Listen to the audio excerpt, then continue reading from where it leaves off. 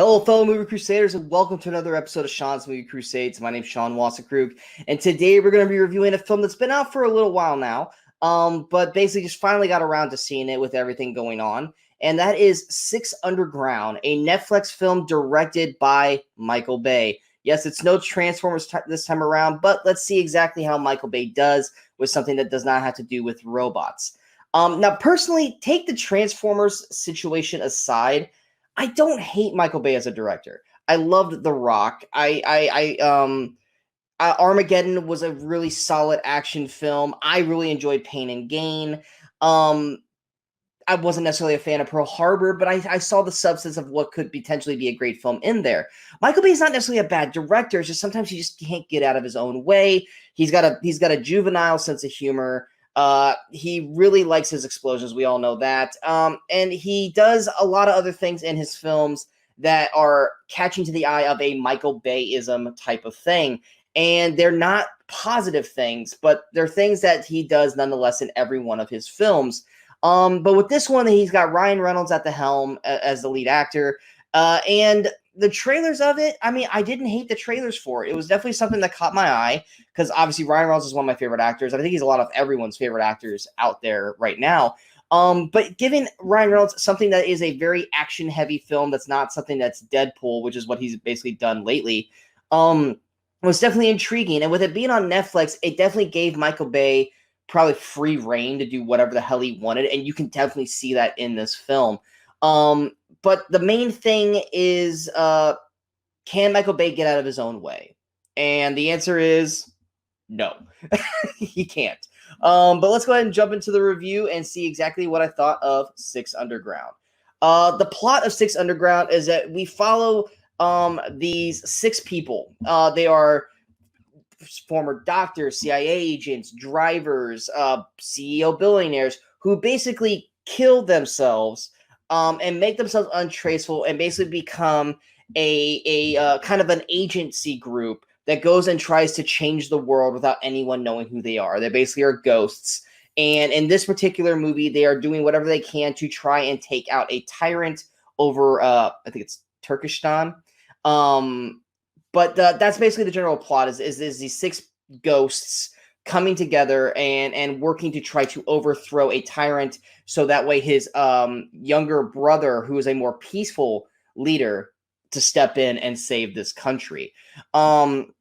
Like I said, that's the basic plot of the movie. And then, of course, obviously our main characters, we got Ryan Reynolds, who goes by 1. Basically, everyone goes by a number in this film. Melanie Laurent, who many people might know as Shoshana from Inglourious Bastards, she's 2. Manuel Garcia Rulfo, you'll know him from like Magnificent Seven and other films. He's 3. You got Ben Hardy, who people will know from Bohemian Rhapsody. He plays 4. Adriana Arjona, sorry about her name. She plays 5. 6 is Dave Franco, which everyone knows who Dave Franco is. And then eventually number 7 comes in, which is Corey Hawkins, who people might know Corey Hawkins from Straight Outta Compton, or he did that one season of 24 without Kiefer Sutherland, and he was also on The Walking Dead. But yeah, these characters, they all each have their own unique skill set and their own unique personality. But they all kind of just clash and kind of are forced to work together under the helm of 1, aka Ryan Reynolds. The main thing is that the first 20 minutes of the film, like literally to the first 20 minutes, is a over-the-top car chase scene. Do we know what's going on in this car chase scene? Not really. It just immediately starts. They're being chased by people, and it is everything that Michael Bay has been called out for over the decades as a director in 20 minutes.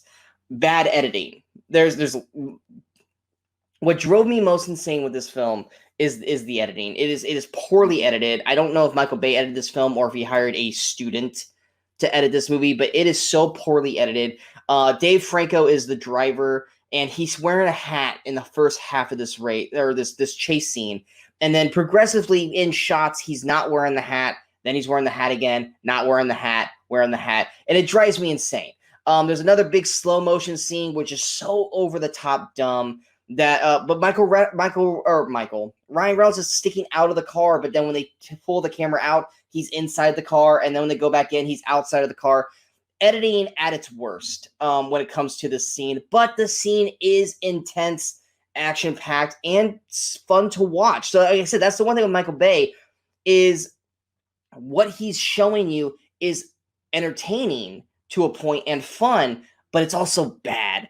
And that's kind of what you're getting in these first 20 minutes. It's just a whole lot of flash. Like basically you got your slow motion action shots. You got your shots of beautiful women. You got horrendously immature dialogue, but the action scenes look great. One thing that he did in this movie that I hadn't seen quite a while is he used dummies for a lot of the more intense like death scenes. So like most of the time when you see an action scene, like someone gets hit by a car, you see the stuntman roll around the car, or when you see explosions, you see guys like diving out, diving backwards or whatever, taking kind of that kind of fall. You never see the kind of brutality of some of these car hits or explosions or car accidents. But in this one, he's using dummies for that.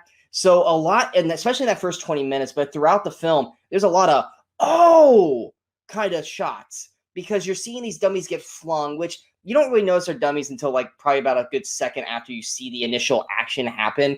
But it's enough to get you in that mindset of you doing that every time it happens, which is, to me, a good thing. Yes, are they careless with life in this movie? Absolutely. There's probably like 1,000 people that die in this film. But each sequence that Michael Bay does with this, with the dummies, looks really good. After the first 20 minutes, we do kind of get a scatterbrain plot summary of all these individual characters. I do feel like 5 does kind of get the short end of the stick here in terms of character development. I feel like everyone out of the 7 people in his group do get kind of a decent story of being told how they came to be one of these group members, except for 5. I feel like she just kind of gets shortchanged in this movie. But once we get past the introduction of everybody and then we go focus on the actual story, it's really this movie, as poorly written as it is really held together by the performances of these 7 people. I felt like they all had their moments. I really liked Ben Hardy as 4. I thought he had a lot of great action sequences, and I also enjoyed his character. 3 definitely brings in the kind of the oofish, like the doofus kind of character who is dangerous but also messes up a lot. And of course, you got Ryan Reynolds being Ryan Reynolds. I really liked Melina Laurent at number 2. I was a huge fan of her in Inglourious Basterds. I felt like she did a solid job in this film. I wish we would have got a little bit more out of her. And of course, Corey Hawkins as 7. He doesn't get enough recognition for being as good of an actor as he is. I'm not saying that he had a fantastic performance in this, but I feel like Corey Hawkins definitely needs to be considered for more roles than what he has gotten so far. But yeah, definitely the performances of the core group definitely elevates this movie to better than what it could have been, which was basically just a bunch of explosions and action sequences. But nonetheless, the story, the dialogue is still really not that good. And there's still, like I said, throughout the movie, a lot of Michael Bay-esque type things that just make you want to roll your eyes. So in terms of a recommendation, like I said with my Extraction review, there's not a lot of movies out right now. There's not really much to watch. So unless you guys want to watch old TV shows that you guys have watched probably 1,000 times, or Tiger King, which I refuse to watch.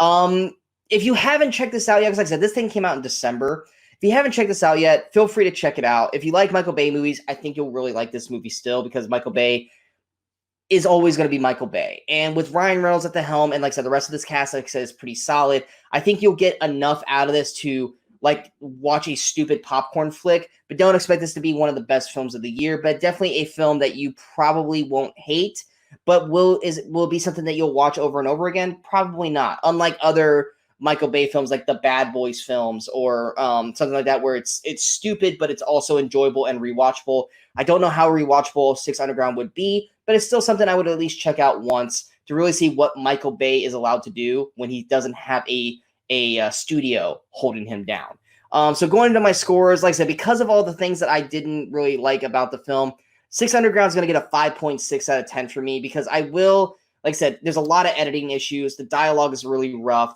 but I did like the cast and the action sequences. While they do get kind of dumbed down, you kind of get numb to it by the end of the film, were still very impressive as they were overall, especially for a Netflix type of film. So it gets a 5.6 out of 10. But I still, like I said, I still had fun for the most part watching this film overall, and I think most of you will too. I hope you guys enjoyed this review. If you guys did, go ahead and hit that like button. If you guys feel like this review is worth sharing, go ahead and hit that share button. But most importantly, don't forget to hit that subscribe button to the channel so you guys stay up to date with all the latest videos pop up on Sean's Movie Crusades. And of course, don't forget to follow us on all the social media outlets you see below. Coming up next, obviously the next two big films that are coming out probably won't be until around mid-May with Lovebirds on Netflix and Scoob, which will be get released out on video on demand and digital. So in terms of new films, that's probably going to be the next two. That's not to say that I won't watch some movie down the road here and decide to do a review of it. So just be on the lookout. We'll see what pops up here on the channel. But yeah, until next time, in case I don't see you, good morning, good afternoon, and good night, Movie Crusaders.